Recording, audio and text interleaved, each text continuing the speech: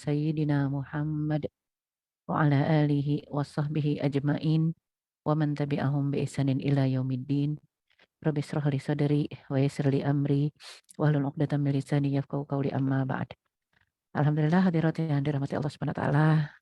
Tidak terasa kita masuk ke hari ke-23 ya. Malam ini akan malam ke-24 ya. Jadi kalau kita bicara tentang Al-Qur'an sangat erat kaitannya dengan bulan suci Ramadan karena Allah Subhanahu wa taala sendiri menurunkan Al-Qur'an di bulan Ramadan ya. Syahrul Ramadan alladzi unzila fihil Qur'an. Bulan suci Ramadan, bulan di mana diturunkannya Al-Qur'an. Siapapun juga yang berdekatan dengan Al-Qur'an, maka dia dibersihkan oleh Allah Subhanahu wa taala.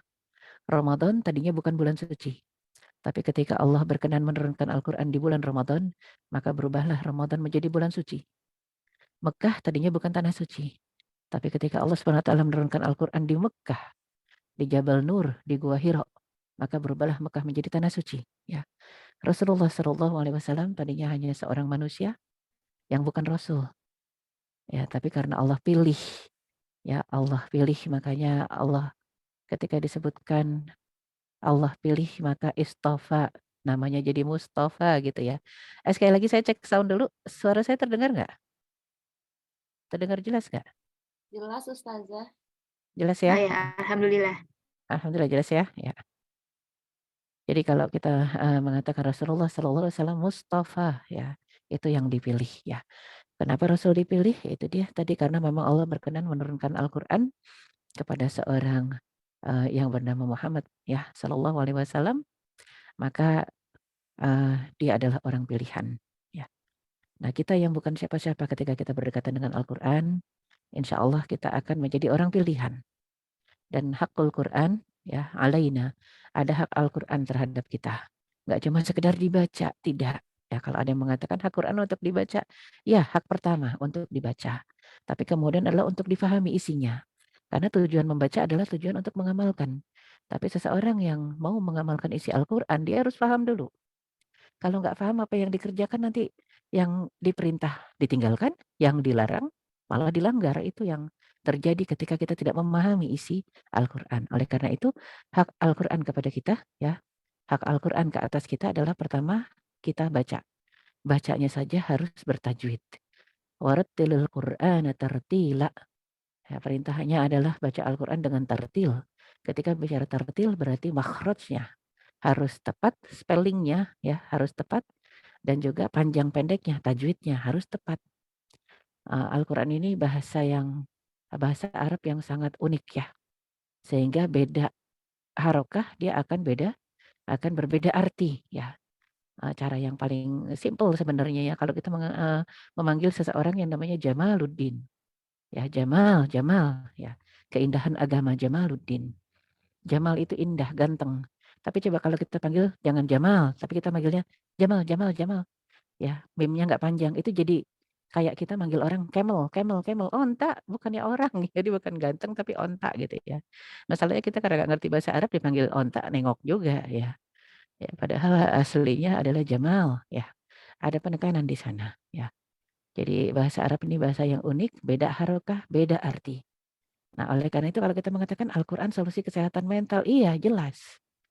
Bahasa yang unik ya ketika Allah Subhanahu wa taala berbicara tentang isi Al-Qur'an, maka selalu dikaitkan dengan ulil albab ya, ulil albab orang-orang yang punya otak, yang punya akal ya. Lidzakirin untuk orang yang mau mengingat ya, dan juga afala yatadabbarunal Qur'an. Oh, kenapa sih mereka nggak mau mentadabburkan, merenungi isinya, mengkaji itu tadabbur, merenungi dan mengkaji. Jadi memang kita diperintahkan untuk apa? Uh, untuk orang-orang yang mau menggunakan akalnya, maka dia akan mau mendekatkan dirinya kepada Al-Quran. Karena Al-Quran ini bukan makhluk. Dia kalam, ya, dia ucapan. Dia kata-kata Allah, bukan makhluk ya, bukan sesuatu yang diciptakan. Jadi kalau kita mau mendefinisikan secara mudah ya, ketika bayi lahir, apakah bayi itu ada suaranya atau si bayi menciptakan suaranya? Tidak, bayi lahir sudah ada suaranya. Ya. Nah, jadi kalau kita mengatakan Allah Subhanahu wa taala apakah menciptakan Al-Qur'an, menciptakan lafaz ya? Tidak. Allah yang semula jadi ya, maka lafaz itu firman Allah itu ya itu firman-Nya, ya. Jadinya, ayat-ayat suci, kitab suci itu semuanya firman Allah Subhanahu wa taala. Makanya kenapa la nufarriqu baina ahadim mir rusulih. Ya, wa qalu sami'na wa ata'na ghufranaka rabbana wa ilaikal masir. Kita tidak boleh membeda-bedakan antara satu kitab dengan kitab lain dan tidak boleh membeda-bedakan antara satu rasul dengan rasul lain. Semua itu diturunkan oleh Allah. Ya, semua itu utusan-utusan Allah. Jadi hanya seorang muslim yang mengerti siapa-siapa rasul, utusan Allah itu dihormati. Nggak mungkin dihina, dicela-cela, nggak mungkin. Itu nabi kita, rasul kita. Ya, hanya saja pembawa risalah terakhir adalah Nabi Muhammad SAW. Maka kitab yang sudah diperbaharui oleh Allah, ya artinya kitab yang ini yang sudah lebih isinya lebih sempurna. Itu adalah Al-Quranul Karim dibanding kitab-kitab suci yang terdahulu yang Allah utuskan kepada para rasulnya. Itu juga semua kalamullah. Firman Allah ada di Zabur, ada di Taurat, ada di Injil, ada di Suhufu Ibrahim wa Musa. Itu semua firman Allah Subhanahu wa taala.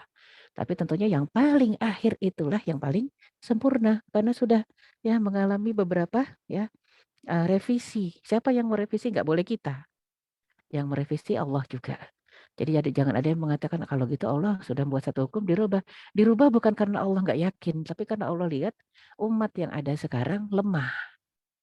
Jadi apa yang ada di dalam Al-Qur'anul Karim itu jauh lebih mudah dibanding apa yang ada di Injil, di Taurat, di Zabur, di Suhuf Ibrahim dan Musa itu jauh lebih mudah yang ada di dalam Al-Qur'an. Sebagai contoh ya. Nanti kaitannya dengan kesehatan mental apa? Iya, maksudnya kalau orang ingin bisa diterima ya agar masuk akal apa yang dikerjakannya, sesuaikan dirinya dengan Al-Qur'an. Kalau sekarang kan enggak, kalau kita dekat dengan Al-Qur'an dianggapnya kuno. Dianggapnya justru, ini orang tradisional gitu ya. Justru itulah orang yang modern yang kalau sesuai dengan Al-Qur'an. Karena Al-Qur'an ini isinya segala sesuatu yang sudah terjadi dan belum terjadi. Adapun akal manusia nggak nyampe ya untuk sesuatu yang belum terjadi. Ya, ini akal manusia tidak akan pernah sampai ya. Oleh karena itu penting buat kita untuk memahami ya. Al-Qur'an ini akan selalu relevan setiap zaman. Nggak ada istilah kuno dengan pengaplikasian Al-Qur'an ya, dengan pemahaman isi Al-Qur'an. Yang kuno orang-orang yang tidak mau mengikuti apa isi Al-Qur'an ya. Jadi memang ini satu hal yang membuat kita harusnya sangat sangat sangat mengimani ya apa yang Allah sampaikan di dalam Al-Qur'an. Itu bukan ciptaan manusia, itu bukan buatan manusia, itu adalah kalam, yaitu adalah firman Allah Subhanahu wa taala. Sehingga kalau kita bicara tentang Al-Qur'an sebagai solusi kesehatan mental atau ruhiyah atau spiritual sama ya. Kalau kita bicara mental yaitu ruhiyah dan juga spiritual. Ya, dalam perspektif Islam gimana apakah dijaga? Oh, sangat-sangat dijaga. Karena maqasidus syariah al-khamsah atau daruriyatil khamsah. Tujuan dijaganya syariat atau ditegakkannya syariat itu untuk 5 alasan. Untuk menjaga agama, untuk menjaga nyawa, untuk menjaga akal. Nah, kalau kita udah bicara akal itu kita bicara ruhiyah, kita bicara spiritual. Dan untuk menjaga harta dan untuk menjaga keturunan, ya. Al-ird atau an-nasl, ya. Jadi kalau kita bicara ruhiyah, akal, mental itu salah satu dari 5 alasan kenapa syariat ini harus tegak di atas muka bumi, ya. Jadi kesehatan mental itu adalah kondisi batin yang senantiasa berada dalam keadaan tenang. Tenang, aman, tentram, dan upaya untuk menemukan ketenangan batin ya. Jadi banyak buku-buku dari Dr. Jalaluddin sendiri, psikologi agama itu mengatakan seperti itu. Ya. Artinya apa? Kalau orangnya tenang, orangnya legowo, orangnya tawakal kepada Allah ya. Ingat mengartikan tawakal bukan pasrah tanpa usaha. Itu tawakul, bukan tawakal. Itu tawakul ya. Kalau tawakal dia adalah satu sikap yang menghadirkan ketenangan karena ridho dan ikhlas terhadap takdir Allah sesudah diawali dengan ikhtiar yang maksimal dan optimal itu tawakal. Jadi kalau batin kita tenang, batin kita ridho, batin kita ikhlas, insya Allah nggak akan stres, insya Allah nggak akan depresi, insya Allah akan sehat spiritualnya, mentalnya, ruhiyahnya, insya Allah nggak akan gila. Ya, jadi rata-rata orang gila memang bukan gila dari lahir ya, enggak. Tapi karena tidak bisa terima kenyataan, tidak bisa menerima takdir yang Allah tetapkan ke atas dirinya. Tidak ridho, tidak ikhlas. Makanya stres. Dan Kalau mau diteliti silahkan tanya ke para dokter, itu rata-rata penyakit yang menimpa manusia bukan karena serangan virus, bukan. Tapi karena hatinya ya, karena ketidaktenangan dalam jiwa. Ya rata-rata juga orang yang, ketika kemarin kita sudah melampaui masa pandemi, untuk orang-orang yang ikhlas, ridho ya ketika dirumahkan oleh kondisi yang Allah ciptakan untuk menjadikan pelajaran buat kita, itu walaupun terkena virus sekalipun kalau ikhlas, ridho, itu memang ya ujungnya memang 2, entah dia sembuh ya, entah dia syahid, itu aja ya. Masalahnya untuk orang yang tidak ridho, nggak ridho dirumahkan, udah kemerungsung, udah marah-marah ya, udah segala sesuatunya, nggak kena virus juga akhirnya stres. Stres, gila, mati juga. Nah kan cuman ujungnya beda ya, antara yang wafat husnul khatimah dengan yang wafatnya ada prolognya ya. Prolognya yaitu ketidakridhaan kepada takdir Allah Subhanahu wa taala. Dan rata-rata mungkin yang sudah sepuh-sepuh yang agak jauh dari agama itulah yang paling terdampak. Ya padahal kalau orangnya beriman, imannya kuat kepada Allah Subhanahu wa taala, apapun takdir yang Allah tetapkan kepada kita, mau di rumah, mau di luar rumah, mau di mana aja, di bumi, di planet, di hutan, di kota, sama aja. Ya kita nggak pernah sendirian, kita selalu bersama Allah Subhanahu wa taala. Masalahnya jarang orang yang mengenal, ya mengenal Allah Subhanahu wa taala dengan segala bentuk kasih sayangnya. Ta'arraf ilallahi fir rakha'i ya'rifka fisyiddah. Kenali Allah dalam kondisi lapang, maka Allah akan mengenali kita dalam kondisi syiddah, kondisi kita penuh kesulitan, penuh masalah, penuh tantangan. Makanya untuk orang-orang yang tidak sehat mentalnya, tidak sehat spiritual dan rohaniahnya, terjepit masalah, terlilit hutang, ujungnya hanya bunuh diri. Naudzubillah min dzalik. Ya, jadinya mengakhiri hidup tanpa pikir panjang, namanya orang sakit ya, tanda kutip, orang sakit. Nah, oleh karena itu ini kesehatan mental, kesehatan yang betul-betul harus diupayakan ya, sebelum kesehatan jasmani. Banyak orang fokus kepada kesehatan jasmani, tapi kalau yang namanya mentalnya sakit, mau sesehat apapun badannya, mohon maaf kalau mau kita lihat orang gila rata-rata sehat nggak? Orang gila sehat. Dia makan dari sampah, dia makan makanan yang tercemar oleh virus. Lah rata-rata, jarang itu kemarin terdeteksi orang gila, kena Covid gitu ya. Kenapa? Karena dia sudah lebih ikhlas, tapi kan naudzubillah kita nggak pengen sehat, gila dulu gitu baru sehat ya. Kita pengennya kita ini dalam kondisi memang sehat lahir batin, jasmani dan rohani ya. Fisik kita dan mental kita itu yang kita mau ya. Justru dengan sehatnya kita, kita akan membuktikan nikmatul akal, nikmat yang paling besar yang Allah berikan kepada kita adalah nikmat akal, ya. Karena nikmat akal dengan akal itu juga kita bisa beriman kepada Allah Subhanahu wa taala, ya. Dan manusia adalah makhluk jasmani dan rohani, sehingga aspek ruhiyah merupakan sebuah hakikat yang nyata, doruri, walau ia tidak kasat mata, kata Imam Ghazali. Ya, nggak kasat mata kita kalau kita mengatakan akalmu di mana? Susah merabanya. Tapi kalau otakmu di mana? Tahu otak tempatnya di mana. Tapi nggak semua otak itu ada akalnya. Ya, makanya nikmatnya orang-orang yang berakal, ya jadi ulil albab, ada sesuatu dalam loopnya, dalam otaknya ya. Otak yang dihiasi dengan akal, akal yang tersinari dengan hidayah, itu yang paling utama. Jadi jiwa yang tenang itu jiwa yang ridho dan ikhlas. Jiwa yang seperti inilah yang akhirnya diundang masuk ke dalam surga Allah Subhanahu wa taala. Ketika disebut ridho, disebut ikhlas, maka dia harus beriman kepada Allah Subhanahu wa taala. Orang yang tidak beriman, dia ridho dan ikhlas, nggak tahu dia ridho sama ikhlasnya kepada siapa dan kepada apa. Karena muara dari segala sesuatu adalah Allah. Ya, jadi segala sesuatu kullu syai'in ma khalallahu batila. Apapun juga yang kosong dari Allah itu batil. Mau itu bentuknya dermawan, kedermawanan, mau itu bentuknya sumbangan ya, mau itu bentuknya pengorbanan, apapun juga ma khalallahu batila. Yang tidak ada Allah di dalamnya maka batil hukumnya. Ya segala sesuatu ya. Jadi dalam Al-Qur'an banyak surat yang menjelaskan tentang kesehatan. Al-Qur'an menyebut bahwa ketenangan jiwa bisa dicapai dengan berzikir. Ala bidzikrillahi tatmainnul qulub. Hanya dengan mengingat Allah hati akan menjadi tenang ya. Jadi unik ya Kak ketika disebutkan walladzina amanu wa tatmainnu qulubuhum bidzikrillah ala bidzikrillahi tatmainnul qulub surat Ar-Ra'd ayat 28. Itu diputer-puter oleh Allah Subhanahu wa taala. Orang beriman itu obat tenangnya cuman zikir.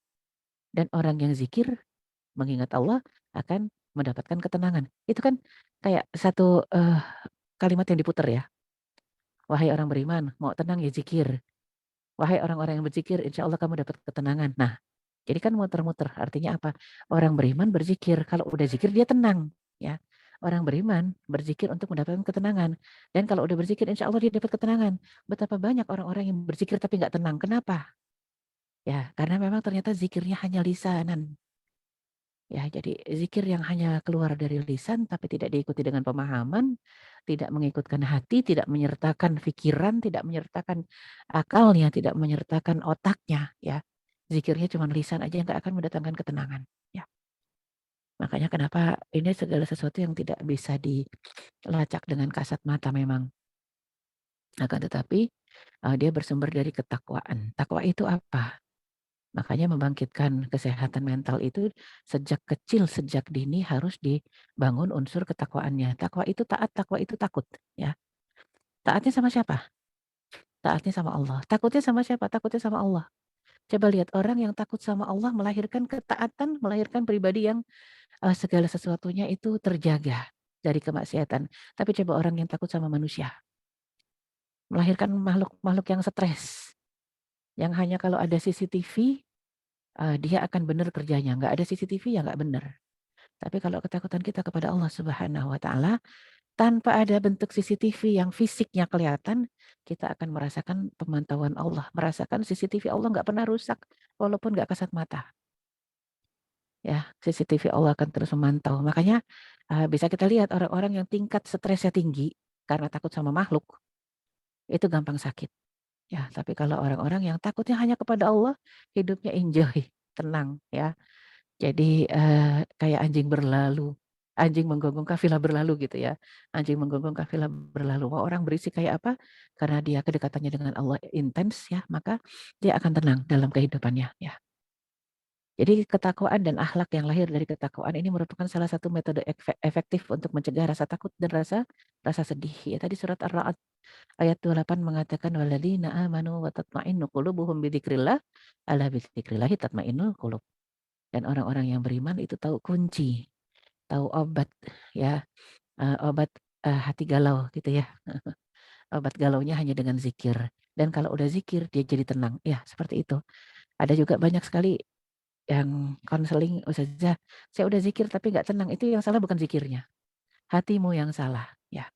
Karena kalau orang yang hatinya salah mau zikir ribuan kali, jutaan kali nggak akan ada ketenangan. Kenapa? Karena nggak klik ya keimanannya dengan Allah Subhanahu wa taala. Zikir itu, pengikut utamanya, ya gerbong depannya itu adalah iman. Ya. Kalau sudah beriman, berzikir insya Allah tenang. Tapi kalau cuman zikir tanpa iman, saya mukmin kok Ustazah, saya ini orang beriman. Rata-rata enggak ya. Banyak orang yang gegana, gelisah, galau, merana dalam kehidupannya, resah. Kenapa? Hanya karena kurang percaya kepada Allah. Bahkan mungkin bukan cuman kurang, enggak percaya sama Allah. Masa sih kalau kita begini jadi begitu? Padahal udah jelas ada ayatnya, ada jelas ada hadisnya. Solusi segala sesuatu itu terpampang jelas dalam Al-Quran dan Sunnah Rasulullah SAW. Masalahnya banyak yang nggak percaya itu aja ya. Jadi ya kemerungsung sendiri. Ya, padahal hidup itu tinggal dijalani saja. Akan ada akhirnya ya. Ala bidzikrillahi tatmainnul qulub. Orang-orang yang memang sudah tahu kunci dari permasalahan ya, yaitu kembali kepada Allah Subhanahu wa taala, maka prinsip hidupnya akan dengan mudah ya, mendarah daging dalam kehidupannya ya. Yaitu apa? Surat At-Taubah ayat 51. Kullan yusibana illa ma kataballahu lana huwa maulana wa 'alallahi falyatawakkalul mu'minun. Ya, katakanlah ini perintah Allah Subhanahu wa taala kepada Rasulullah SAW dengan para sahabat, artinya perintah juga kepada kita ya.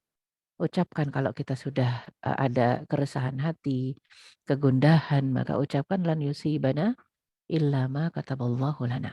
Nggak akan menimpa kami, tidak akan terjadi kepada kami, kecuali yang Allah takdirkan dan Allah tuliskan. Enak kan hidup kalau kayak gitu ya. Apapun yang terjadi udah dituliskan ya udah selesai ya. Apapun yang terjadi sudah dituliskan. Tapi masalahnya sebelum terjadi apa yang dituntut dari kita? Sebelum yang terjadi yang dituntut dari kita adalah imani Allah, kemudian ikhtiar yang maksimal, sambil diiringi dengan kesabaran dan kesyukuran ya. Artinya bersabar untuk mewujudkan cita-cita, merealisasikan itikat-itikat dan tujuan-tujuan baik kita. Tapi kalau ternyata ujungnya tidak terrealisasi, berarti itu yang terbaik. Yang terbaik bukan yang kita inginkan, tapi yang Allah inginkan dan itu terjadi. Ya, itu yang terbaik. Karena kadang-kadang manusia menganggap sesuatu itu baik bukan pakai ilmu ya, tapi pakai rasa. Betapa banyak yang diminta sesuai keinginan, bukan sesuai kebutuhan. Betapa banyak manusia meminta sesuatu yang berdasarkan keinginannya, bukan berdasarkan kepada kebutuhannya. Ya, lan yusibana illa ma kataballahu lana huwa maulana. Tidak akan ada yang menimpa kami kecuali yang telah ditetapkan Allah untuk kami. Dialah pelindung kami. Wa 'alallahi falyatawakkalul mu'minun. Dan hanya kepada Allah saja orang-orang yang beriman itu bertawakal. Bertawakal itu ya mewujudkan ya etos kerja yang bagus sambil pasrah. Banyak orang kalau sudah buat planning itu nggak pasrah. Makanya itu yang bikin stres ya. Planning, perencanaan ya, rapat berkali-kali itu dengan satu target. Punya target boleh. Tapi ingat ya, apa yang kita targetkan itu hanya akan terjadi kalau mendapat taufik dan hidayah dari Allah Subhanahu wa taala. Tidak semua perencanaan kita akan terrealisasi, tidak. Tergantung kalau Allah juga berkehendak, ya. Silahkan maksimal dan optimal dalam perencanaan. Tapi iringi tadi dengan bahasa iman. Insya Allah. Insya Allah kalau begini, ya logikanya begitu. Insya Allah kalau begini, logikanya begitu. Jangan pakai perkataan orang-orang sebagian besar manusia ya, walaupun beriman mengatakan hasil tidak akan mengkhianati usaha, ya enggak? Hasil tidak akan mengkhianati ikhtiar. Siapa bilang? Itu bukan khianat ya. Kalau memang Allah tetapkan itu bukan pengkhianatan terhadap hasil kita. Jangan sampai seperti orang-orang yang digambarkan dalam surat Al-Fajr. Ya, jadi apa dalam surat Al-Fajr? Di antara fa'amal insanu idza mabtalahu rabbuhu fa'akramahu wa na'amahu fayaqulu rabbi akraman. Wa amma idza mabtalahu wa qadara alaihi rizqahu fayaqulu rabbi ahanan. Ada manusia-manusia yang ketika Allah kasih ujian, disukseskan, dikasih nikmat, merasanya lagi dimuliakan oleh Allah. Tapi kalau dikasih ujian dibatasi, qadara alaihi rizqahu, dibatasi rizkinya, fayaqulu rabbi ahanan. Nah, Allah lagi menghina nih gitu ya. Kala kata Allah tidak. Yang namanya kesuksesan bukan pemuliaan. Boleh jadi itu lagi dihina oleh Allah, penghinaan ya. Dan yang namanya musibah lagi dibatasi. Rizkinya, dibatasi kesehatannya itu juga bukan penghinaan. Boleh jadi justru itu sedang dicuci dosanya ya. Cuman manusia suka melihat sesuatu pakai kacamata terbalik ya. Ya, betapa sering kita kalau lihat orang yang kena musibah kasihan gitu ya. Kita lihat rumah ustadz kerampokan ya. Kasihannya sama rampoknya apa sama ustadznya? Kan sering kasihannya pasti sama ustadznya ya. Kasihan ustadz kerampokan, mobilnya dirampok, hartanya dirampok. Untung nggak diapa-apain gitu, selamat ya. Kasihan ustadznya kerampokan. Terus kalau sama rampoknya apa bahasa kita? Enak banget tuh rampok. Udah ngerampok, lolos gitu ya. Seolah-olah merampok itu enak, berbuat dosa itu enak. Ini bahasa yang ngaco ya. Harusnya kasihan tuh perampok. Dia nggak ngerti ustadz dosanya double-double gitu ya, triple. Yang kasihan itu kerampoknya. Kalau ustadznya, apalagi ustadznya legowo, ustadznya sabar. Masya Allah ustadz, mantep banget. Itu yang harusnya keluar dari lisan kita. Tapi kan kita justru kebalik ya. Melihat orang yang lagi dapat pahala, kita bilang kasihan. Lihat orang yang lagi dapat dosa, kita bilang keenakan. Ya itu dia. Itulah tolak ukur dunia yang ada di kepala kita. Ya sehingga nanti akan membentuk frame berpikir yang salah. Nanti akan terus begitu sampai kita mati. Naudzubillah min dzalik, jangan sampai ya. Sampai mati kalau nggak segera ditobat nasuhakan akan terbentuk keuntungan hanya keuntungan dunia, ya kerugian hanya kerugian dunia. Tidak pernah melihat sisi untung rugi itu dalam porsi akhirat. Ya, jadi agar spiritual kita sehat gimana? Jaga sholat 5 waktu. Ya, jangan sampai ditinggalkan satu kali pun kecuali kalau mau ditinggalkan dalam kondisi yang memang syar'i. Syar'inya apa? Pingsan. Syar'inya pingsan, koma, iya tinggalkan silakan. Tapi sesakit apapun juga, sesibuk apapun juga, sedarurat apapun juga kerjakan. Walaupun dengan menggunakan rukhsah. Ada jamak, ada qasar. Kalau qasar selalu terkait jarak. Ya, kalau jamak tidak, kondisi darurat ya.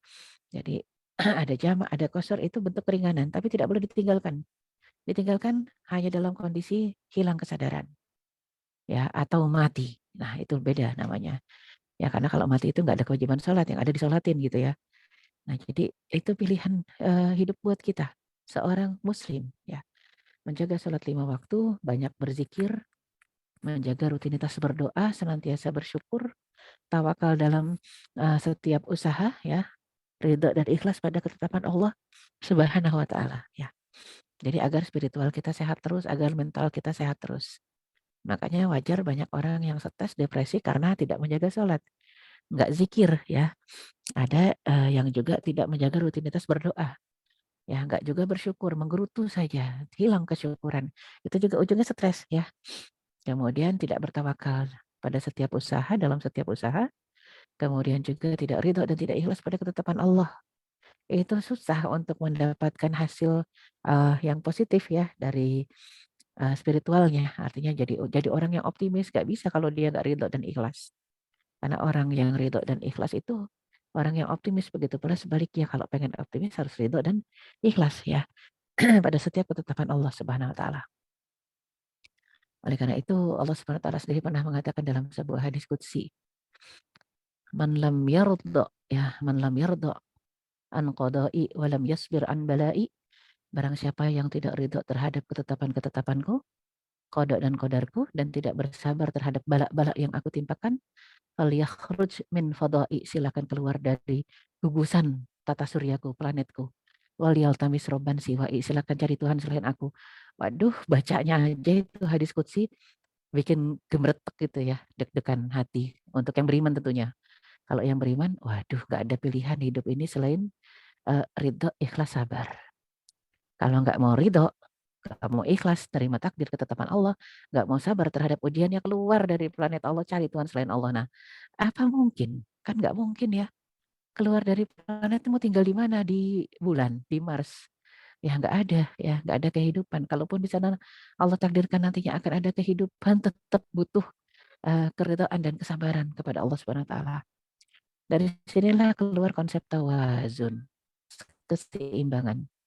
Dalam Islam, kesehatan mental dapat dicapai apabila kesejahteraan fisik dan psikis berjalan bersamaan dan memberikan kesejahteraan, ketenangan hati, pikiran, dan sehatnya fisik. Ya, jadi rata-rata penyakit kita tuh sumbernya dari akal kita, dari otak kita yang salah gitu ya. Jadi sakit gitu ya. Makanya kenapa nggak boleh seuzon sama takdir Allah, juga nggak boleh seuzon. Kita kadang-kadang sudah seuzon dulu. Aduh, nanti kalau nggak bisa gimana? Aduh, nanti kalau ada masalah gimana? Aduh, nanti kalau, nah itu doa. Ya, jadi ternyata jangankan yang dilafazkan, apalagi kalau sudah sampai dilafazkan. Kayaknya nggak bisa nih kita, kayaknya nggak sukses nih kita, kayak itu lafaz itu doa. Ya, jadi yang keluar insya Allah bisa, insya Allah. Kalau ternyata nggak bisa, insya Allah yang terbaik. Itu optimis namanya. Ya.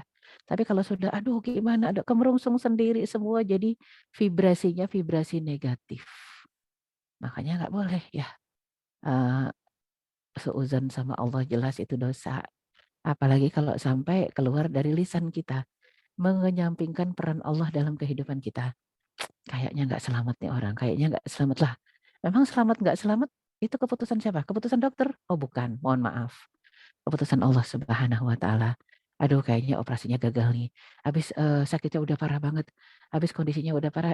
Itu namanya kita menggantungkan nyawa seseorang hanya kepada manusia saja, ya. Dokter mau angkat tangan seluruh manusia di atas muka bumi ini ya, semua dokter sudah angkat tangan, tapi kalau kata Allah masih hidup ya hidup. Makhluk tadi akan tetap hidup. Ya. Nah makanya kenapa khusus untuk para dokter juga, memang harusnya keimanannya bertambah kuat ketika berinteraksi dengan dunia kesehatan ya. Karena Masya Allah ya, jadi atas izin Allah kita sempat keok 2 tahun setengah ya. Walaupun sekarang sih masih ada sisa-sisanya si COVID itu ya. Kita sempat keok, nggak kemana-mana, sebesar ini makhluk ya, manusia, tapi ternyata terkapar hanya gara-gara satu virus yang Allah ciptakan yang nggak kelihatan pakai kasat mata. Kalau mau dilihat harus dibawa preparat gitu ya. Nah, itu pun masih nggak kelihatan juga. Harus khusus alatnya baru kelihatan. Yang ukurannya nano mikro lagi. Aduh ya Allah. Jadi konsep tawazun dalam kehidupan kita ya. Yang namanya fisik dan psikis berjalan bersamaan. memberikan kesejahteraan, ketenangan hati, pikiran, dan sehatnya fisik. Ya, ada satu dokter eee, di rumah sakit, Banjarnegara ya, rumah sakit jiwa ya, itu mengatakan adanya prinsip keseimbangan lahir dan batin ya, Islam mengajarkan kesehatan mental tersebut dapat diraih apabila adanya rasa sabar ya, dalam menjalankan rangkaian ibadah dengan, anggota badan dan hati seperti gerakan sholat, ataupun rangkaian tawaf, sa'i, dan dilakukan bersamaan dengan doa serta zikir. Jadinya ibadah sambil doa, sambil zikir, sambil khusyuk atau fokus, itu menyehatkan, ya. Banyak persaksian-persaksian para pasien yang, ternyata sudah divonis, dokter udah nyerah. Yang akhirnya begitu dokter nyerah, dia khusyuk tengah malam, qiyam, bangun malam doa, karena merasa umurnya kata dokter tinggal 2 bulan, fokus dia ibadah. Karena kalau udah tinggal 2 bulan lagi apa yang mau dikejar coba? Dunia 2 bulan nggak akan dia dapati, maka dia fokus meraih akhirat. Ketika dia fokus meraih akhirat itulah ya, totalitas dengan segala, ketenangannya, keikhlasannya ya. Nah ini sampai akhirnya tiba-tiba tanpa dia sadari, dia dapati dirinya bukan semakin, lemah, bukan semakin menuju nol, tapi kok maju ya. Maju sampai akhirnya yang kanker tadinya di dalam dirinya sudah stadium 4 malah jadi kok turun stadiumnya ya. Malah jadi 3 kemudian 2 1 hilang. Dokternya juga bingung, lah ini jangan-jangan kalau dokternya nggak beriman dia yang stres. Vonisnya beda gitu ya, harusnya sudah selesai kok malah ya, orangnya makin sehat. Sempat terjadi itu dengan salah satu santriwati yang terkena AIDS, karena memang kena HIV ya. Suaminya terkena HIV, suaminya sampai wafat. Jadi sebelum mereka hijrah, dulunya, suaminya ini pengguna ya.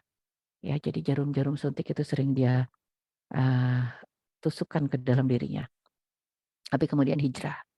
Ketika sudah hijrah, alhamdulillah mengenal Allah Subhanahu wa taala. Sampai akhirnya, ketika mengenal Allah, Allah berkenan memperkenalkannya juga dengan seorang wanita solehah, ya yang sama-sama hijrah. Akhirnya mereka menikah. Nah, ini pentingnya, mengimani takdir ya. Kalau nggak mengimani takdir mungkin kita ada kalimat, "Coba sebelum nikah cek kesehatan dulu," gitu ya. Coba sebelum nikah begini dan begitu. Tapi Masya Allah, sesudah menikah ya terjadilah hubungan, nggak lama suaminya kok drop, fisiknya makin lemah, pas dicek HIV positif. Kalau nggak beriman stres ya, udah hubungan dengan orang yang HIV pasti tertular HIV, betul. Nah suaminya nggak lama kemudian wafat, hanya berapa dalam hitungan bulan. Nah istrinya positif HIV. Bayangkan, sudah ditinggal wafat suami, ya belum lama menikah, belum punya keturunan, tiba-tiba dia positif HIV. Si istri tidak ada penyesalan karena dia menikah di jalan Allah dengan orang yang sudah sama-sama hijrah. Tapi ketika dokter sudah memvonis umur ibu tinggal 4 bulan lagi, dia memutuskan, masuk ke dalam pesantren, minta space sendiri ya, ruang sendiri. Dia pengen, zikir, sholat malam, tobat nasuha sendirian, ya. Supaya apa? Supaya, nanti kalau Allah memanggilnya dalam kondisi husnul khotimah. Ternyata fokusnya dia sambil menghafal Al-Quran, sambil menghafalkan Al-Quran, sampai 4 bulan itu banyak sekali Al-Quran yang sudah dihafalkan, nyaris sudah hampir hafizah itu, tanpa dia sadari yang tadinya awal masuk pesantren itu, keluar darah dari hidung ya, kalau muntah juga ada darahnya, tapi lama-kelamaan kenapa kok fisiknya makin sehat. Dia ngerasa semakin fresh, badan yang tadinya sudah kurus kering kok jadi malah berisi. Akhirnya dia beranikan diri ketika bulan keempat yang harusnya kata dokter vonisnya hanya 4 bulan. Dia cek ke dokter, dokternya yang kaget ya, virus HIV-nya sudah tidak terdeteksi lagi, ya. Ini qadarullah ya, artinya mungkin tidak akan semua kasusnya sama. Ya, mungkin banyak juga yang pada akhirnya Allah, takdirkan untuk kembali kepada Allah dengan husnul khatimah. Tapi untuk orang ini, jadi ketika ketemu sama saya, itu kondisinya sudah, dokter, diagnosa dan HIV-nya sudah sembuh, sudah hilang. Sempat kaget waktu itu dengan minimnya ilmu saya, rada stres juga ketika dia mengatakan, "Afwan Ustazah, eee, saya ini, pengidap HIV," agak-agak mundur juga. Tapi tenang Ustazah, tenang katanya, sudah dokter sudah mengumumkan bahwasanya HIV saya sudah hilang ya. Jadi Itu satu gambaran betapa, kedekatan kita kepada Allah Subhanahu wa taala akan lebih menyehatkan seluruh ya, seluruh, struktur tubuh kita, dari yang nampak sampai nggak nampak, kesabaran kita, dengan gerakan sholat kita, dengan ibadah kita yang diiringi dengan doa dan zikir ya. Ternyata rangkaian ibadah ini di dalam Islam menggambarkan filosofi ketangguhan, kebugaran fisik, ketenangan jiwa, tujuan yang akan dicapai dengan tindakan dan hati yang tertata serta tidak tergesa-gesa mengikuti keinginan diri sendiri. Padahal kalau mengikuti keinginan diri sendiri, kita pengennya sholat itu 1 menit, 2 menit selesai. Tapi kadang-kadang, kalau kita berjamaah ya tergantung imamnya. Imamnya mau 5 menit, mau 10 menit, ya terserah imamnya. Ya berarti kan memang harus, kitanya sendiri harus sabar. Kesabaran adalah kunci mengobati mental yang sedang sakit. Kesabaran akan melahirkan mental yang kuat sehingga apabila ada musibah, maka akan menyerahkannya kepada Allah. Lan yusibana illa ma kataballahu lana. Itu hasil dari sabar ya.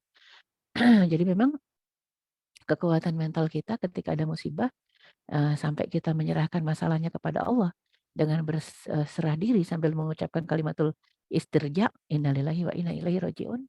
Nah, dari sinilah lahir pribadi-pribadi yang, tangguh, mungkin bukan fisik luarnya yang tangguh, tapi mentalnya yang tangguh. Walaupun fisik boleh jadi dia akhirnya cacat, dia akhirnya lumpuh, tapi karena sandarannya kuat, tempat bersandarnya Sang Maha Kuat, maka Allah tidak akan biarkan dia larut terhanyut ya, sampai terpuruk semental-mentalnya, enggak. Hanya fisik boleh jadi, naudzubillah min dzalik, kalau ada terjadi kecelakaan, sampai akhirnya seseorang harus diamputasi, kehilangan tangan atau kaki, tapi tidak kehilangan iman kepada Allah Subhanahu wa taala sehingga dia bisa menjalani hidup dengan ya dengan legowo, dengan sabar, Masya Allah. Nah, makanya Allah Subhanahu wa taala mengatakan wasta'inu bis-sabri was-shalah. Minta tolonglah kepada Allah dengan sabar dan salat. Jadi orang sabar, orang tawakal itu kalau yang ada masalah ya langsung salat ya. Salat pertama doa, salat itu silah doa. Ya, kemudian ya salat diawali dengan takbiratul ihram, diakhiri dengan salam. Hanya orang yang sabar yang mampu seperti itu. Jadi nggak pusing sendiri ya.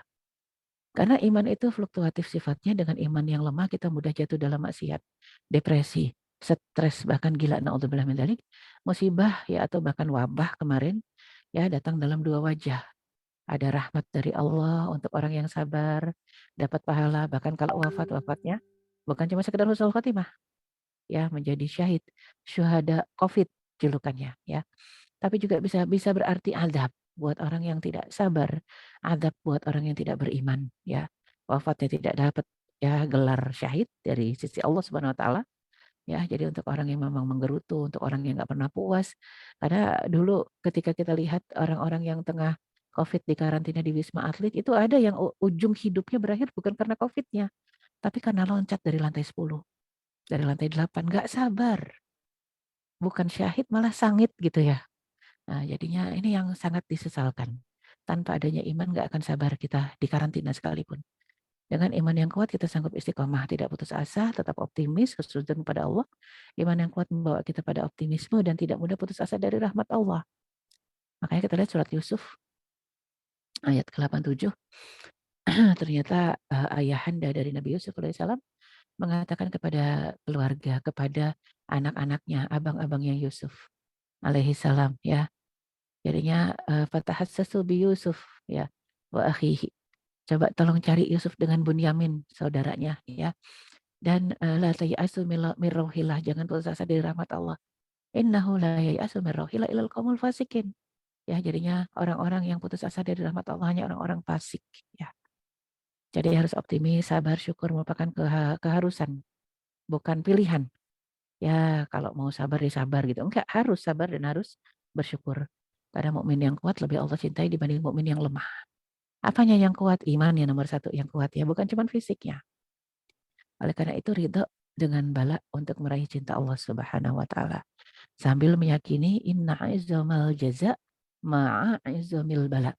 Sesungguhnya besarnya pahala yang Allah berikan, balasan yang Allah berikan, ya indahnya surga yang Allah berikan itu akan sebanding dengan bala yang kita terima. Wa innallaha idza ahaba qauman ibtalahum, dan Allah Subhanahu wa taala kalau mencintai satu kaum Allah akan kasih bala. Bingung ya? Ah, Allah cintai satu kaum, Allah kasih bala, kasih ujian. Ya, faman radiya falahu ridha wa man sakhita falahu sukht. Kalau orang yang lagi dikasih bala, kaum yang lagi dikasih bala itu ridho, Allah juga ridho sama mereka. Tapi kalau mereka kesel, ya maka Allah akan murka. Kenapa uang cinta kok dibalas kesel gitu ya? Bentuk kecintaan Allah itu ujian. Kok mungkin kita akan bertanya lagi, kok dicintai malah malah dikasih ujian, dikasih bala, bukan dicintai dikasih fasilitas gitu ya. Itu kan otak kita ya, maunya manusia. Yang namanya cinta itu beriringan dengan fasilitas gitu ya, dengan kenyamanan. Nah, tidak. Justru banyak ahlul maksiat yang lebih nyaman hidupnya dibanding orang bertakwa. Itu lagi diistidraj, dikasih persekot sama Allah ya. Dikasih nikmat dunia sebanyak-banyaknya bersama dengan maksiat yang dikerjakan. Nanti di akhirat, fala nuqimu lahu yaumal qiyamati wazna. Allah nggak akan timbang apapun dari diri mereka. Kebaikannya dianggap nggak ada di dunia ini, cemplungin langsung ke dalam neraka. Naudzubillah min dzalik. Kan kita nggak pengen yang seperti itu ya. Jadi memang ada beberapa hal yang bisa membantu kita untuk bersabar. Di antaranya ya ini Ramadan, bulan puasa. Dengan berpuasa menyempitkan aliran darah yang mencegah masuknya syaitan ke dalam tubuh kita. Menghilangkan penyebab-penyebab yang membuat kita menjadi tidak bisa bersabar. Ya, melatih jiwa untuk ikhlas dan ridho. Ya, kita harus tahu penyebabnya apa sih kita nggak sabar. Ya, coba 1, 2, 3, 4. Jangan sampai ada yang bilang, oh semula jadi udah begini ya. Jadi bawaan orok, nggak ada orok yang nggak sabar ya. Kan kadang-kadang manusia gitu. Ini bawaan bayi, nih dari bayi saya emang udah begini, nggak ada. Kullu mauludin yuladu alal fitrah. Setiap bayi diciptakan fitrahnya sabar, fitrahnya Islam, fitrahnya lembut. Itu bayi, bahasanya satu, cuma tangisan. Jangan sampai ada yang menyalahkan fitrah. Saya diciptakan udah begini, oh mohon maaf, apalagi mohon maaf sekali lagi ya orang-orang yang keluar dari fitrahnya. Para LGBT jangan mengatakan saya ketika diciptakan begini, ya terjebak dalam takdir. Saya sebenarnya perempuan, cuma terjebak dalam tubuh laki-laki. Atau saya ini laki-laki terjebak dalam tubuh perempuan. Ini orang-orang yang nggak beriman ya, mohon maaf, tidak beriman kepada Allah. Jadi memang yang namanya beriman, dia ikhlas, dia ridho. Dorongan-dorongan hawa nafsunya bisa dikalahkan dengan imannya. Makanya orang beriman akan selektif. Memilih tempat, memilih teman, memilih lingkungan. Agar fitrahnya tetap terjaga. Itu hanya orang beriman yang seperti itu. Kalau orang yang tidak beriman, nggak selektif sama sekali ya. Dan untuk agar kita bisa latihan bersabar, ya selain membiasakan puasa, ya kemudian juga melatih jiwa untuk ikhlas dan ridho, dan juga memberikan hak jiwa untuk rileks. Istirahat sejenak dari keletihan dunia.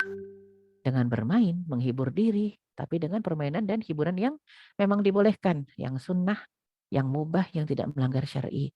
Seperti bernasyid, memanah, berkuda, berenang, diperbolehkan. Jangan, aduh saya udah capek nih baca Quran, saya mau dugem nah itu yang nggak boleh ya. Jadi memang capek baca Quran ya, ayo cari kegiatan lain yang memang tidak menghalangi kita mendekat kepada Allah, yang tidak berseberangan bertolak belakang dengan isi Al-Qur'an yang kita selama ini intensitas kita tingkatkan, jangan sampai bertolak belakang ya. Meningkatkan imunitas iman. Caranya dengan tilawah, dengarkan murotal, baca sunnah Rasul, gunakan filter iman dalam mendengar berita. Kan orang zaman sekarang nih masa-masanya tidak memfilter apapun juga. Ya, yang sampai kepada kita kadang-kadang begitu tahu aja, tahu satu berita nggak pakai cross check di-share gitu ya. Nah, ini naudzubillah sudah akhir zaman ya. Akhirnya fitnah tersebar kemana-mana. Nah, jadi penting buat kita untuk melihat bahwasanya tidak semua perkataan bisa dan boleh dipercaya. Ya, kullu kalamin yu'khadz wa yutrak illal ma'sum sallallahu alaihi wasallam ya. Kata Imam Malik semua perkataan boleh diambil, boleh ditolak kecuali perkataan Rasulullah sallallahu alaihi wasallam wajib diambil. Ya, jadi ya ini satu hal yang memang menjadi pedoman hidup kita. Dan kalau kita sudah mendengar satu perkataan, dengarkan baik-baik, timbang pakai bahasa iman. Alladzina yastami'una al-qaula fayattabi'una ahsanah. Hamba Allah yang bertakwa adalah mereka yang mendengarkan perkataan, lalu hanya mengikuti yang paling baik. Baik buruknya bukan timbangan perasaan. Baik buruknya timbangannya adalah syariat. Sesuai nggak dengan firman Allah? Sesuai nggak dengan sabda Rasulullah? Nggak sesuai tinggalkan walaupun semua manusia mendukung perkataan tadi. Ya, ini orang-orang seperti inilah yang ulaika alladzina hadahumullah wa ulaika hum ulul albab. Mereka orang-orang yang Allah berikan hidayah, petunjuk, dan mereka adalah orang yang ulul albab, orang yang mempunyai akal yang sehat. Artinya nggak gila, yang kayak gitu nggak gila. Walaupun mungkin kebanyakan orang akhirnya bilang dia gila. Gila, dikit-dikit pakai Al-Quran, dikit-dikit pakai sunnah.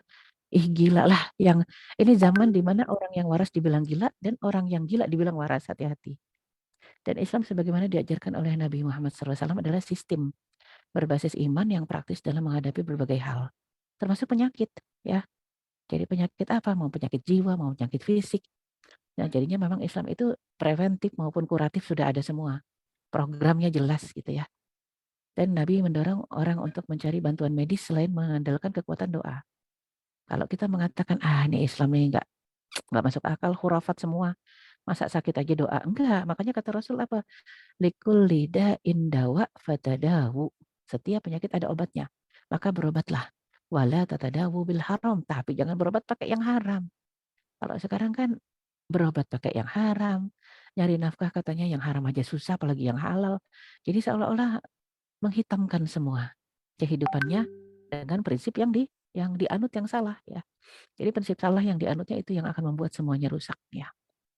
Jadi suatu kali Rasulullah SAW ditanya oleh sekelompok orang Badui, apakah akan dianggap berdosa jika mereka tidak mencari perawatan medis? Maka Rasul menjawab, carilah pengobatan wahai hamba Allah, karena Allah tidak menciptakan penyakit apapun, tetapi Allah juga menciptakan obat dengannya. Artinya selain menciptakan penyakit, Allah ciptakan obat. Ya, kecuali satu penyakit tua, itu yang nggak ada obatnya. Ya, bahkan zaman sekarang tua pun mau diobatin gitu ya. Dioplas, operasi plastik ya. Kemudian juga zaman sekarang umur aja kalau bisa diperpanjang, diperpanjang. Bukan dengan amal soleh, tapi diperpanjang dengan apa? Ya Allah, segala sesuatu yang dibentuk dimudah-mudahkan manusia kalau bisa sekarang mintanya immortal ya. Kalau dulu kan panjang umur, bukan hidup selamanya. Kalau sekarang yang diminta immortal, kalau bisa ya hidup abadi ya. Nauzubillah min dzalik. Ya, kita berlindung kepada Allah Subhanahu wa taala dari kelemahan iman kita dan dari sakitnya ya iman kita, sakitnya mental kita, spiritual kita karena itu semua berawal dari hati yang rusak, hati yang berpenyakit. Semoga Allah sehatkan kita dengan berpuasa dan Allah istiqomahkan keimanan kita sampai kita berjumpa Allah nanti dalam kondisi husnul khatimah. Amin ya rabbal alamin. Taqabbalallahu minna wa minkum wa billahi taufiq wal hidayah. Wassalamualaikum warahmatullahi wabarakatuh.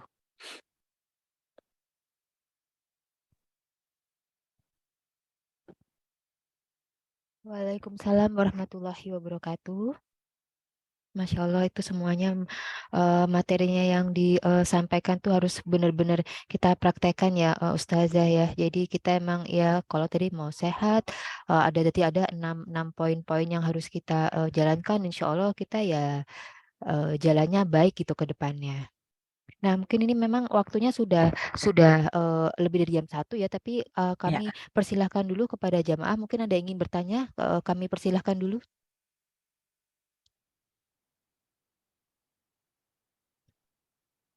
Boleh open mic-nya kalau ingin bertanya.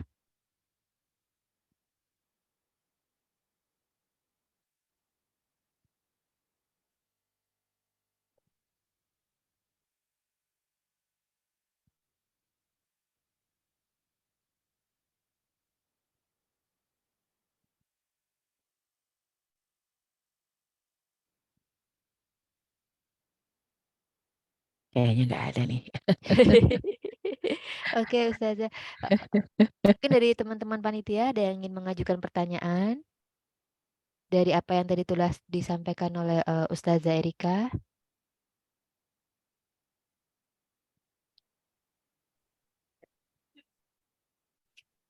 Eh, Assalamualaikum, Waalaikumsalam warahmatullahi wabarakatuh. Ustazah Erika, saya Anil. Saya mau mohon doanya dari Ustazah. Kakak saya saat ini kan sedang sakit kanker Syafahullah, payudara. Saya syafahullah, mohon syafahullah. mohon doanya dari Ustazah yang sedang ada di sana untuk kesembuhan Ya, kakak saya. Insya Allah kami sedang ikhtiar eh, ya. berobat. Syafahullah, syifaan la yugadiru saqaman. Ya, jangan pernah putus asa untuk berobat. Saya ada seorang murid kena kanker payudara juga ya. Udah lama itu, divonis kankernya sudah lama. dengan sabarnya dan juga memang didampingi oleh suami yang sabar juga, anak-anak yang sabar juga, terus berobat sampai di kemo dan dia taat ya, maksudnya taat tuh, taat kepada Allah jelas dan nurut sama dokter ya, diatur sama dokternya tuh nurut ya. Dan alhamdulillah dapat dokter yang muslim, yang baik juga, dan dokternya juga mengatakan, "Ibu nggak punya pantangan apapun juga, yang penting jangan, makan yang mentah-mentah, jangan yang raw ya, jadi makannya yang memang yang raw hanya sayuran boleh, tapi kalau, daging nggak boleh ya, jadinya dibatasi dari sisi daging merah." Ya, tapi dia nurut gitu ya, dia nurut dan hidupnya Masya Allah produktif, masih sakit aja, masih di Enggak kemo aja kedengeran. aktif ya, Enggak apa-apa. aktif buat buku gitu Enggak ya, apa-apa, enggak aktif apa-apa. aktif buat buku, masih Kagak, menulis, kagak, kagak. karena penulis aktif gitu ya, penulis aktif juga, alhamdulillah sampai akhir kemo, eee, dengan letihnya, dengan capeknya, ya pakai BPJS pula gitu ya, kehidupannya pas-pasan, Masya Allah sekarang sudah termasuk survivor, alhamdulillah ya. Artinya apa? Kita lagi tidak bicara umur panjang, ya kita lagi tidak bicara, umur panjang yang bisa dihasilkan dari ikhtiar, oh tidak tidak, masing-masing kita punya porsi yang sudah Allah tetapkan. Sekarang yang paling penting adalah ridho, ikhlas, dan maksimal dalam ikhtiar. Ya semoga Allah berikan yang terbaik, semoga Allah berikan kesembuhan, ya. Amin, Yang amin, paling ya penting Rabbal Alamin. yang paling penting adalah tidak putus asa. Putus asa itu salah satu penyebab, ya, salah satu penyebab jauhnya kita dari rahmat Allah, jangan putus asa. Apapun vonis dokter, nggak usah terlalu fokus kepada vonis dokter, tapi fokuslah kepada, Allah Subhanahu wa taala yang menciptakan kita. Ketika Allah berkehendak, pasti itu banyak sisi ya, manfaat dan positifnya buat kita, ya apapun itu juga ya, apapun itu juga yang kita rasakan saat ini, sebenarnya itu bentuk kasih sayang Allah. Entah Allah hapuskan dosa, entah Allah tambahkan ribuan pahala, lipat gandakan pahala, dengan catatan pahala itu nggak akan kita kantongi kalau kita nggak sabar dan nggak ridho. Harus sabar, harus ridho, harus ikhlas, baru berbalaskan pahala dari Allah. Ujungnya sakit nggak sakit kita semua akan wafat. Ujungnya sakit nggak sakit kita semua akan kembali kepada Allah. Banyak teman-teman saya yang nggak pakai sakit kembali, ya. Banyak juga teman-teman saya yang jadi syuhada COVID. Saya sendiri udah LC berkali-kali ya, lulusan COVID. Allah takdirkan belum kembali, ya. Ada Masya Allah. rasa ada rasa sedih gitu ya. Kok teman-teman dapat gelar syuhada, saya belum gitu ya. Jadi mungkin Masya kata Allah Allah. bekal kamu masih sedikit gitu ya, pahalanya masih sedikit, mungkin banyakkan dosanya. Jadi masih harus ada di atas dunia ini gitu ya. Jadi tetap harus optimis ketika menghadapi penyakit. Itu bentuk kasih sayang Allah ya. Jadi banyak zikir, banyak istighfar. Ya insya Allah Allah berikan kesembuhan. Amin ya rabbal alamin. Amin, ya Rabbal Alamin. Jazakillahu khair Ustazah. Amin. Kakak saya sedang mendengar Ustazah juga, alhamdulillah. Terima kasih. Alhamdulillah, syafakillah, syafakillah ya. Bismillah syafakillah untuk kakaknya, Mbak. Ya, amin, amin. Terima kasih, Mbak. Ya, Ustazah ini ada pertanyaan lagi di Ya. chat. Assalamualaikum Ustazah, Waalaikumsalam warahmatullahi wabarakatuh. saya sering khawatir kalau saya tidak takut kepada Allah. Bagaimana caranya menambah rasa takut kepada Allah? Ya, bagus. Ya, Masya Allah sudah mengidentifikasi sendiri. Kita khawatir kalau diri kita tidak takut kepada Allah itu satu hal yang sudah bagus. Kekhawatiran itulah yang namanya kepekaan, sensitivitas. Alhamdulillah syukuri itu kita masih punya rasa khawatir. Kita masih khawatir jangan-jangan kita jadi ahlul maksiat nih. Kita khawatir jangan-jangan kita nih hamba yang dimurkai oleh Allah. Jarang ada orang yang punya kekhawatiran. Banyak orang yang nggak punya kekhawatiran. Dia mengerjakan maksiat apapun juga dengan enjoy dan santai. Dan berpikir, Allah Maha Pengampun, nanti juga Allah maafin. Ini namanya ngelunjak gitu ya. Jadi ketika ada rasa khawatir itu yang bagus. Ya, syukuri itu dan jaga terus. Rasa itu dijaga terus. Sambil terus optimis, husnuzan sama Allah, minta sama Allah, minta, minta, minta. Harus minta ya. Makanya kenapa Rasulullah SAW mengajarkan kita di tahiyat akhir masih tahiyat, telunjuk masih berdiri, sebelum salam kita minta Allahumma a'inni ala dzikrika wa syukrika wa husni ibadatik. Ya Allah tolong aku. A'inni ala dzikrika. Jadi kita minta tolong sama Allah. Ya Allah tolong aku dong jadikan aku yang solehah. Jadikan aku orang yang takut kepadamu. Jadikan aku orang yang taat. Minta tolong karena itu bukan iktisaban, itu bukan hasil usaha kita sendiri. Kita jadi taat karena saya orang taat. Kita jadi soleh dan soleha karena saya mampu. Oh bukan, bukan. Kita nggak akan pernah mampu sama sekali kalau bukan Allah yang memampukan. Kita nggak bisa soleha, kita nggak bisa sholat, kita nggak mau dengar pengajian, kita nggak mau tilawah kalau bukan karena Allah yang memampukan. Bukan karena kemauan kita dan kebisaan kita, bukan. Jadi penting untuk mengembalikannya kepada Allah. Alhamdulillah Allah berikan rasa takut. Betapa banyak orang yang maksiat dan gak takut sama Allah sama sekali. Alhamdulillah, syukuri dulu itu. Insya Allah ketika kita bersyukur, la in syakartum la azidannakum. Kalau kita bersyukur, Allah akan tambah rasa takutnya, tambah ketaatannya, tambah amal solehnya, tambah ibadahnya. Ya, dan itu yang kita harapkan. Ya, minta tolong kepada Allah ala dzikrika wa syukrika wa husni ibadatik agar senantiasa bisa mengingat Allah, bersyukur kepada Allah dan jadi hamba yang terbaik. Amin. Allahumma amin. Wallahu a'lam bishawab.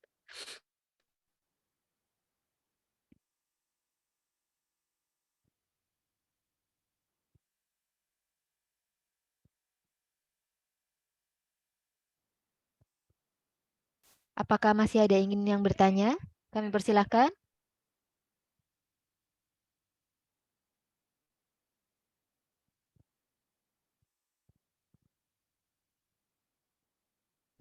Baik Ustazah, jika tidak ada lagi yang ingin bertanya, karena kebetulan juga Ustazah sedang berada di tanah suci, insya Allah mungkin doa-doanya diijabah Allah Subhanahu wa Ta'ala. Amin ya Kami Allah, kami amin. minta tolong didoakan, Ustazah kita tutup dengan doa.